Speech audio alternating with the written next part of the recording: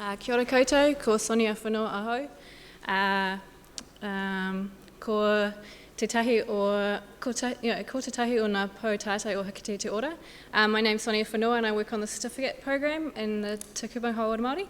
But last year I had the privilege of working with Martiri and Julie on the 4th year teaching module that we developed for Course Builder. And we just wanted to show you what we've been doing. But I'll just... Tēnā koutou ko Taupiri tōku maunga. Taupiri is my ancestral mountain. Ko Waikato te iwi, ko Waikato te awa, ko Tainui te waka, ko Tamaki Makaurau tōku kāinga noho. Tamaki Makaurau is my ancestral land. And ko Julie Wairahau. Tēnā koutou katoa.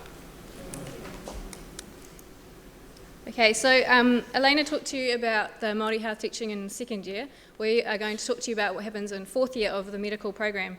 So up until this year, the way that it worked is that students were given 8 hours of teaching for Māori health for the whole year. So Elena got 4 days, they used to have 8 hours. And this was split over 2 days. Again, like Elena was saying, the timing, this is the 2 days before Waitangi Day, so again, it's in their holidays, or before a holiday they'd like to take.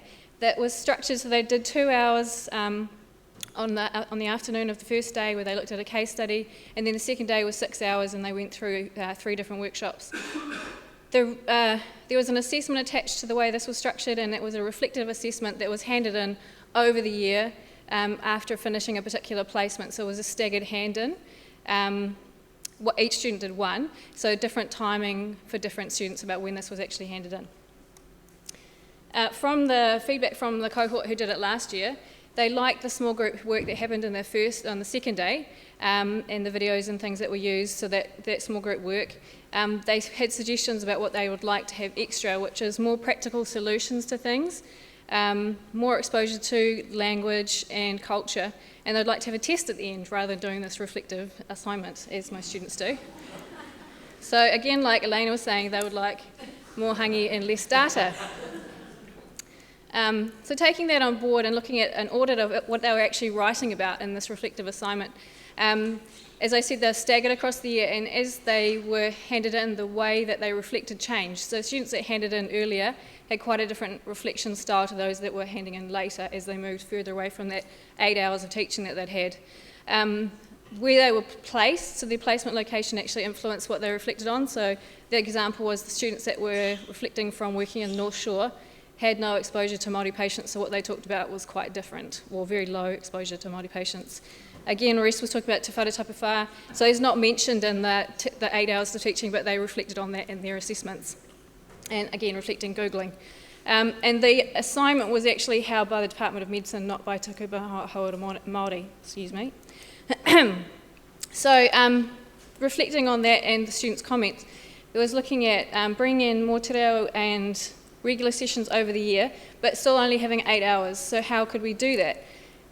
So what we did was we kept the 8 hours of teaching and introduced some online modules using the Course Builder.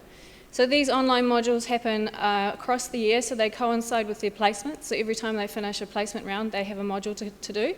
So they actually have an extended time that they are thinking and reflecting on Māori health, all of them. They don't finish at a particular point, they all have to continue through all of these. So we wanted to show you how these modules are structured and what kind of content are covered in them, and some of the student response to this. I've used this background of the Te Ara pamphlet to show you that what we are doing is anchored in that curriculum and those objectives that are trying to be met, and using ideas of getting students to understand social justice and using cultural vitalisation, so not that they'll be experts by the end, but they've got exposure to these ideas. So there's 5 modules. Course Builder was very new to me when I did this, and I think quite new to the department, so it was a really interesting exercise to see what it's capable of doing. So it's an online platform where you can get students to engage in very different ways, not just teaching face-to-face. So we set up 5 modules, and they're themed according to 5 principles. These are 2 examples of the first 2, so you can see sort of how they're structured. So they're given a key principle that themes all of the activities in the module, And the students are asked to reflect at the end on how this theme relates to Māori House. So that's part of one of their reflectives that they have to do. They have about a month or 5 weeks to reflect on each of the things or to use these modules. And each of the modules is structured the same way. And beginning with a whakatauki, various different activities for them to watch or think about, bringing in the language component that they were looking for, and some sort of writing. So these icons indicate what the activities are. And this one is the one they usually look for because this is the bit that's expected that they have to do. So if they don't do any of these, they have to go to this one. So they look for that icon. So we're just going to talk about how each of these things works across the different modules. And so you'll see that the whakatauki that have been aligned to each of the modules, we try to choose them so that they're whakatauki, or what is a whakatauki? Commonly described as iti te kupu nui te kōrero, some well-chosen words that reflect and give some very thoughtful meanings. So these are whakatauki that are not only useful as the students go forward into the community, very well known, they also introduce them to some of the leaders or some of the spokesperson in Māoridom. For instance, this whakatauki is one that was penned by Sir James Henare back as earlier that I can find anyway, in 1989. So they asked the question, who is Sir James Henare? He's Tāwere's grandfather in Tāwere sitting over there amongst us. So that's what we're doing at the whakatauki. So each module has got 5 activities, and the first activity is getting the students to usually watch some kind of YouTube clip or media and get them to reflect on something, which the first module we gave them was trying to look at things more in a broader context of globally, so not just always looking in the New Zealand context, but getting them to see where social justice, how that functions or doesn't function in other areas, other countries. So we got them to think about the spirit level content, so the inequalities that are happening, and getting them to reflect on the paradox of having more developed countries but poorer equity between the people in those countries. And so student responses to these, I've put some of these through this presentation so you can see their reactions to this. They thought it was very good in being able to visualise inequalities and something that they hadn't been exposed to in lectures. So just getting this platform we thought was a good way to get more content in than just in the 8 hours, so you can actually deliver much more information in a different way. Using sort of topical things, so we took a lot of information, if you want to call it that, from Stuff, because it's quite a commonly accessed website, and so there's lots of things in there that can drive a lot of thinking. We often use images and then pulled out the comments, which can usually be very interesting, and got the students to reflect on the comments, so getting sort of some public responses to different things. So this activity, they were given these 2 cartoons and they had to think about those in relation to a quote, which was either from someone such as a Māori Party leader or just a person that had looked at this content to see what they would think, how they would reflect on it. So it's quite a personal way of getting them to engage with information. It's not a group aspect, it's them thinking about it and having their own time and space to actually reflect on these things. I didn't think I'd enjoy this activity, but after doing it and reflecting on it, I've realised I've subtly absorbed a lot of key ideas. So just another way to sort of shove some things into them to start thinking about how to change their opinions. Each activity, so they're asking for more exposure to reo, each module has got an activity to try and bring in some language that might be relevant to their clinical placements or something that they might use in their interactions with patients. So did you want to talk about this one? So let's just try and join with me as I just run through this very quickly. If I was very clear in my pepeha, you will know that Tāmaki Makaurau is my tūranga waiwai, and I'm recognising over there at that dot-coloured whero, that's where Tāmaki Makaurau is, and it is numbered rua. And even although I belong to that other iwi of people who are up here in Tāmaki Makaurau, we will always acknowledge that the iwi here of Tāmaki Makaurau is, tell me somebody? Yeah. Ngāti Whātua. That's simply how that is done. I think it's really marvellous, actually. So this activity, they were given the places that they will go on placement, so they could at least learn the Māori name for the place they might be going to, and then the iwi that will be, or the local iwi. So just building some information or some knowledge about that might be useful for them as they go to wherever they're going. So, as with the whakatauki, we also align the modules with waiata. Again, they are waiata that are commonly known, so that as our students move around the community through life, they will see examples of where the waiata are sung, are being able to be sung, and also their reo pronunciation and their vocabulary is building. So I'd like to ask you all to stand, and let's all join with these young people that you can see on the street, and sing through this waiata. But once the young people have finished their waiata, I ask you to remain standing because we're showing that we've moved forward a few years and we're allowed to add things like Te aroha,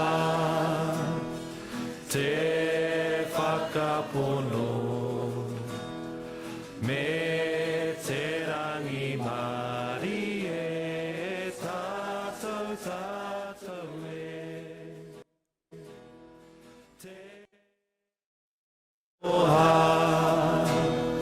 te whakapono, me te rangi mari e tātou tātou e.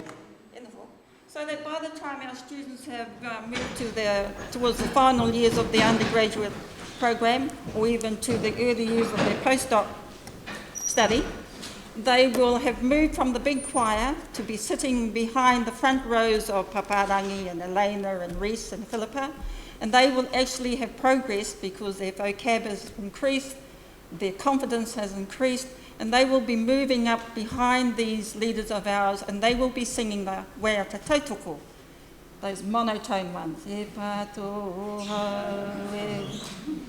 That's their experiences that they grow with. So by the end of the year, they will know the words to at least 5 waiata that are quite popularly used in different settings. So that goes with the being more comfortable in the hui process and being able to actually participate. So each waiata is on the course builder has the words translation, the history, so who wrote it and where it comes from, and a link to YouTube. The last part of each module is the reflective, so the writing activity. They had to do a reflection each module, so every 5-6 weeks, rather than just the one time when last year. This was the reflection they had to do, which was assessed, so one of the reflections was assessed, not all of them, but they had to do all of them to actually complete the assessment. And so this was trying to get them to reflect on their own practice and how they've engaged with whānau. So not just on patients, but building that objective about how to actually engage with whānau, which is one of the Te Ara objectives. So they really liked the modules, they thought they were valuable and insightful and able to be useful for their future practice. So they've reflected on their own behaviour and thinking, and they didn't realise how that society has imposed thinking on them, and that it shouldn't, and it doesn't have to define them in any way. They like the balance between the fun activities and actually understanding inequalities and how it relates to healthcare, but not only for patients, but also for themselves and how they reflect on and think about things. I thought this one was quite good. I've really enjoyed the online modules. They're relevant and important. If only clinicians would do them too, there'd be a really positive shift in cultural competency. So, the evaluation of the people that have done this year's program as opposed to last year. So, talked about having more hours, so they're more time, more exposure. So we pretty much doubled the amount of time. So if each module would probably take about 45 minutes to an hour to do. The students are more engaged. Even the pages that they didn't have to do anything on, they were still looking at them. We had a lot of positive comments, and even the ones that were negative were more about how they'd like to have more information about the treaty, they'd like to have more time to do things, maybe things were a little bit too political, those kinds of things. They ranked the modules in order, and they liked the last one the most, which was interesting. From the actual assignment, the students are writing more relevant things, they're more challenging themselves on what they're actually reflecting on. And there was some comments that they thought the assessment was unfair and it should have been assessed on all of them. So now they want all of them to be assessed rather than just one at the end, you know. They like more resources. A lot of them were asking for more information about things, so we started putting extra resources on. So that was always, it's a good sign that they want more rather than less. This was the quote we put in for the abstract, which I'm not going to read, but it talks about a student that did both programs and how much they liked the second one better for how they were exposed to things and kept thinking about things through the year, not just as a once-off. So if anyone wants to actually look at it, you're more than welcome to have a go. This is the site, and so thank you very much for listening. Kia ora.